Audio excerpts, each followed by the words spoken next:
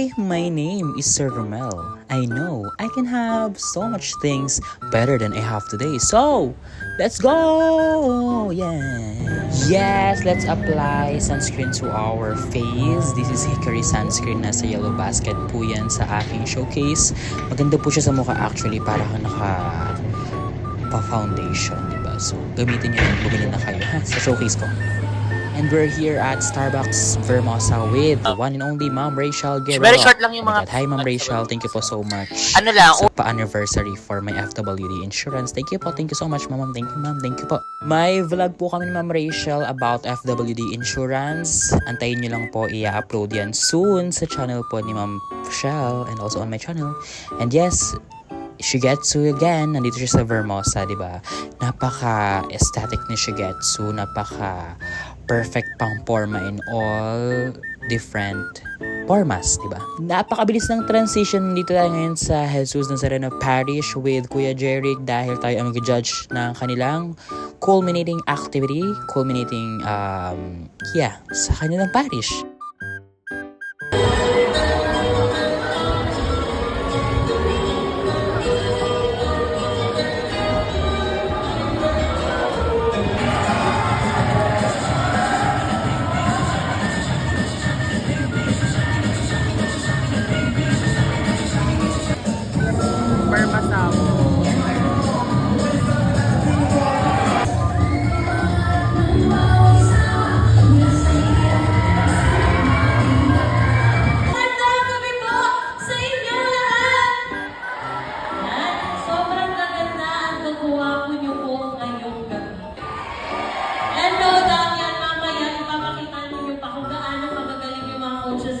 Dahil sa mga cultural dance nyo. Tama po ba? Yes, very confident po ako.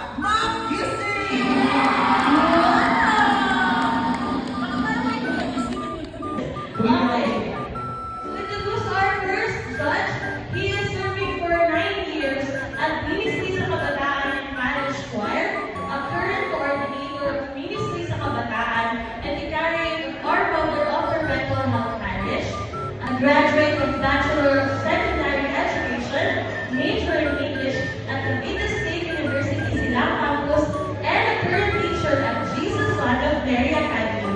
Please welcome our judge number 1, Mr. Romel Rodriguez.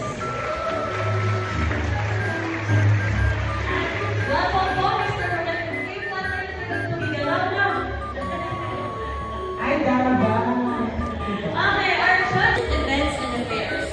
A volunteer counselor for Love Yourself PH, a leading organization in HIV awareness and support in the Philippines. Our judge number 3, Ms. Nathania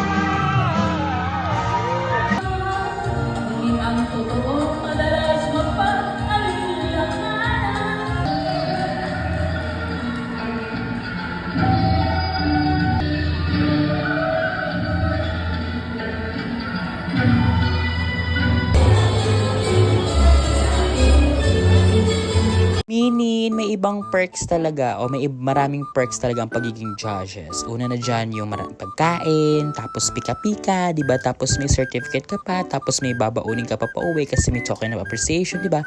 Kaya kunin niyo po akong judge in all events. Kaya ko po yan. Charis, hindi, kunin niyo akong judge. Free ako. Okay? Thank you po so much sa pag-invite, Nazarena family. Okay, sa inyo lahat. Ako po ang si Danica Lenvillo Roja, Lisa Dion. nire-representa ang pamilyang Serrano. Good evening, everyone. My name is Joanna Barcelona, 50 years old.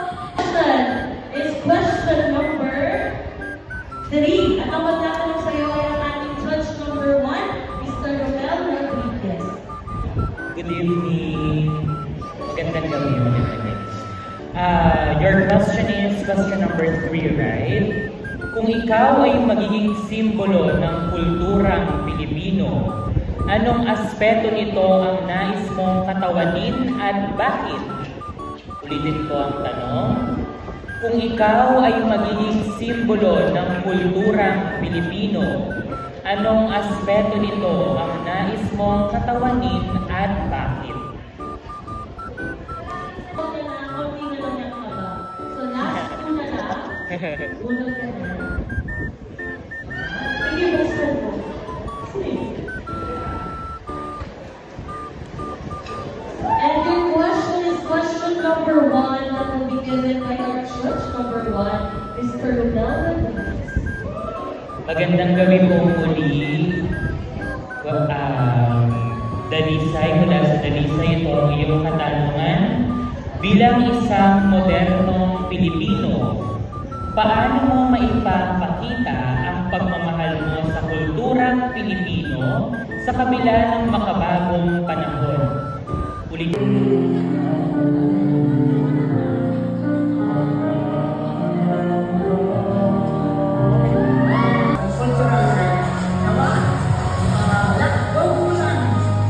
At ang iyalang galing sa Diyos.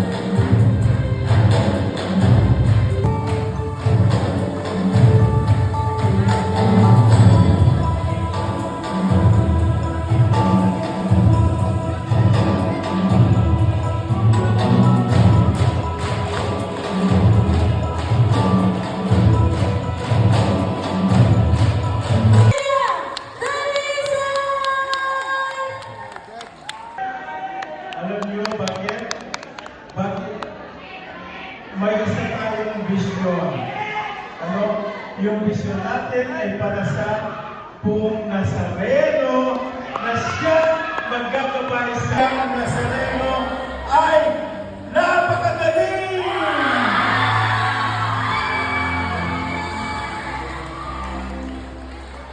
Po ito lahat ng mga nanalo sa sports, sa chess, Scrabble. Bibigyan lang tayo ng recognition today.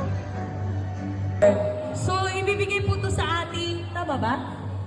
Sa ating pong... Congratulations to lovely Angel Monilla.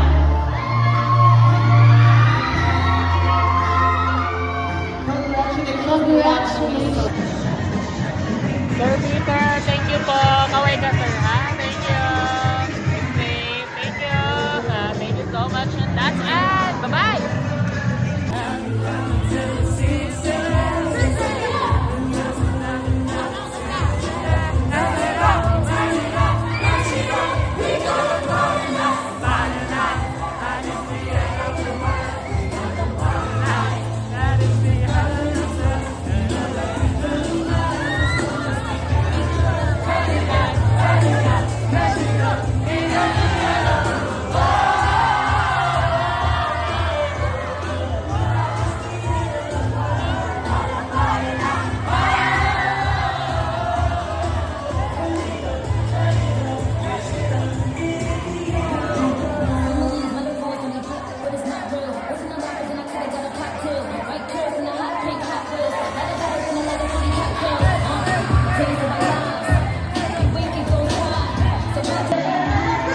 Madali kang itang mga kasama. Kumuhay ka, kumuhay ka. Bye!